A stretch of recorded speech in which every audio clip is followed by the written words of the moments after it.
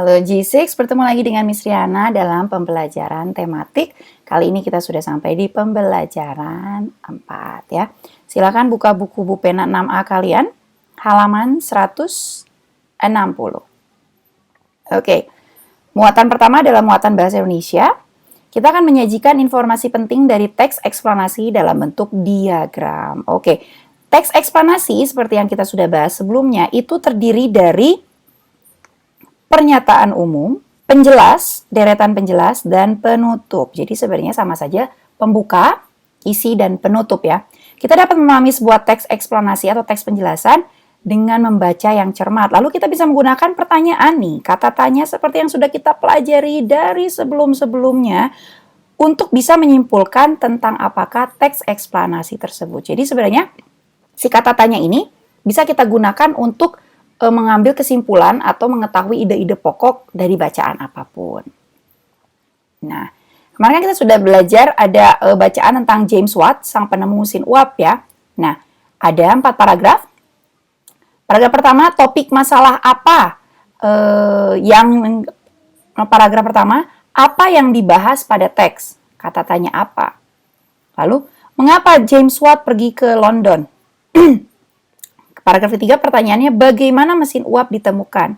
Dan paragraf keempat, apa yang dapat disimpulkan? Miss, kok apanya 2 kali? Ya tidak apa-apa. Kan seperti Miss katakan sebelumnya, kita menggunakan kata tanya yang sesuai dengan bacaan tersebut. Yang ada jawabannya di dalam bacaan tersebut.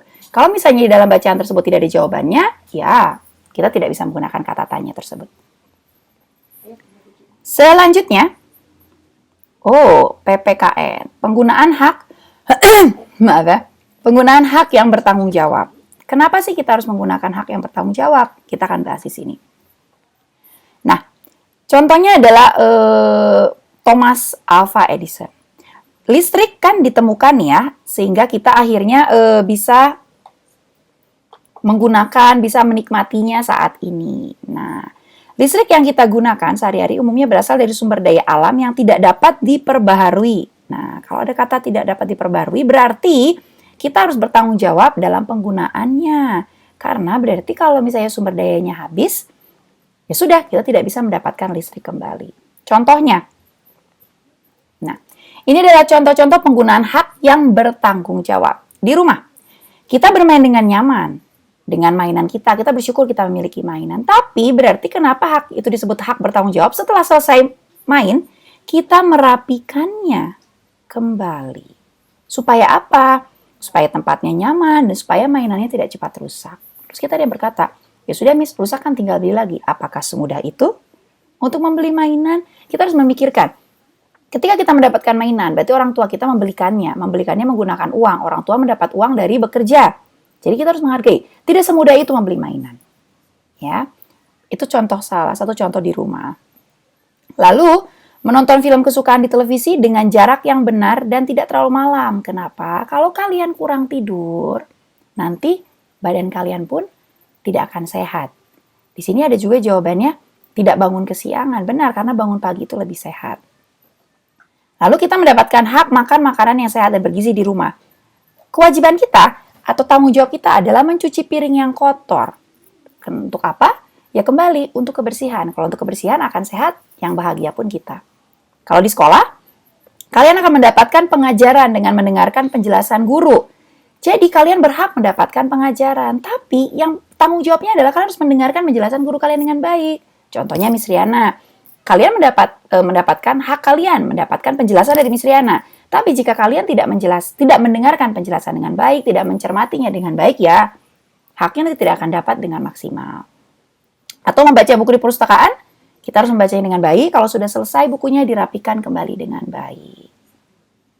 Macam-macam contohnya. Nah, kalau di masyarakat, contohnya, kita bermain di taman misalnya. Taman itu ada rumputnya. Sudah ada tulisannya, dilarang menginjak rumput. Patuhilah. Kenapa?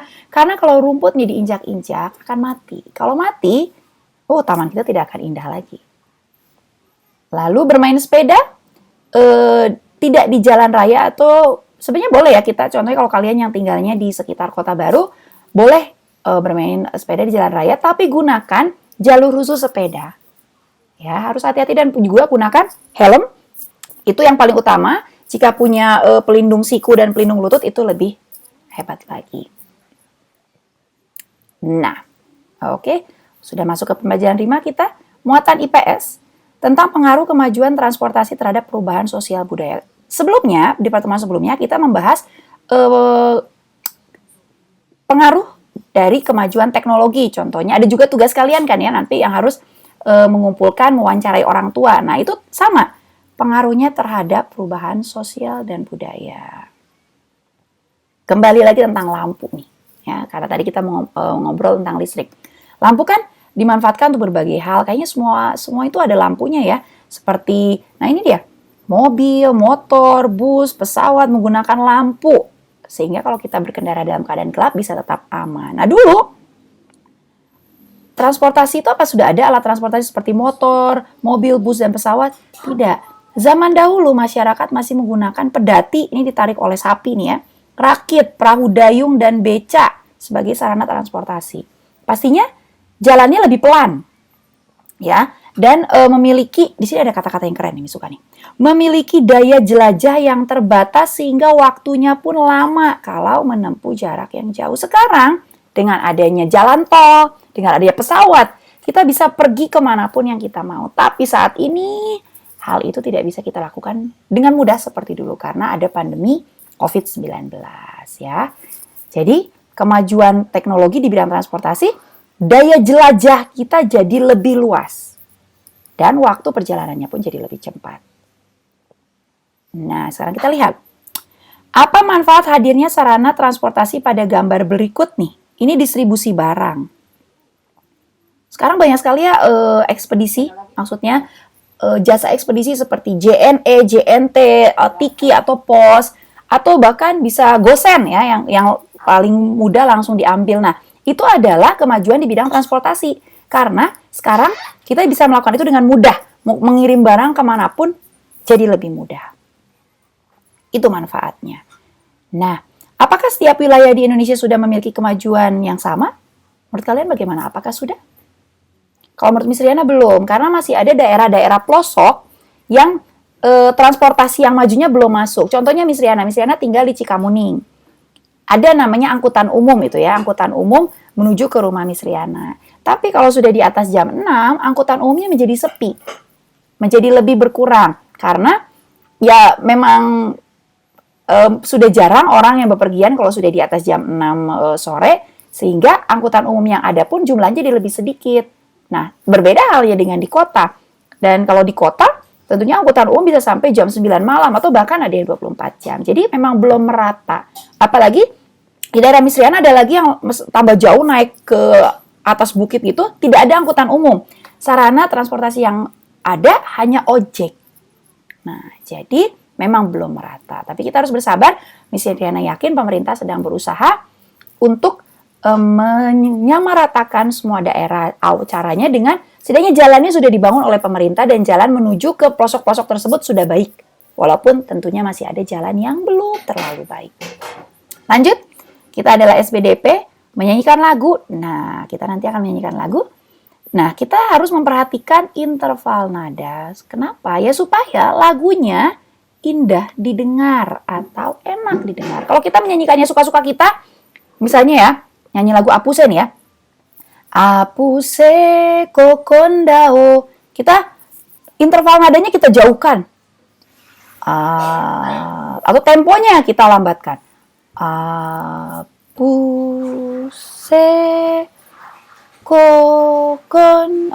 Tidak enak didengar. Kita harus menyanyikan lagu sesuai dengan interval nada dan sesuai dengan nadanya.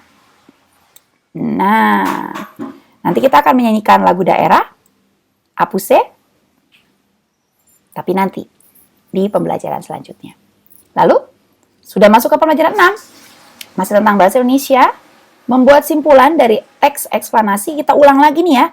Teks eksplanasi bertujuan untuk memberikan penjelasan kepada pembaca tentang proses terjadinya sesuatu. Kita sudah tahu ya, terdiri dari pembukaan, isi, dan penutup atau kesimpulan. Sudah kita bahas sebelumnya.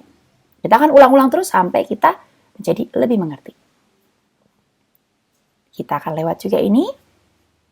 Selanjutnya PPKN, tadi kita sudah belajar tentang hak, kita belajar tentang hak lagi. Hak yang bertanggung jawab. Contohnya di sini ada gambar mematikan televisi setelah menonton merupakan contoh penggunaan hak yang bertanggung jawab. Juga kalau kita melakukan itu, kita melakukan usaha menghemat listrik.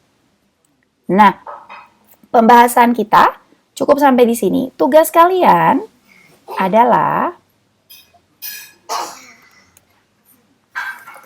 mengerjakan latihan soal di halaman selanjutnya. Kerjakan di buku tulis seperti biasa. Jika ada pertanyaan, boleh langsung menghubungi Miss Diana. Sekian dari Miss Diana, sampai jumpa.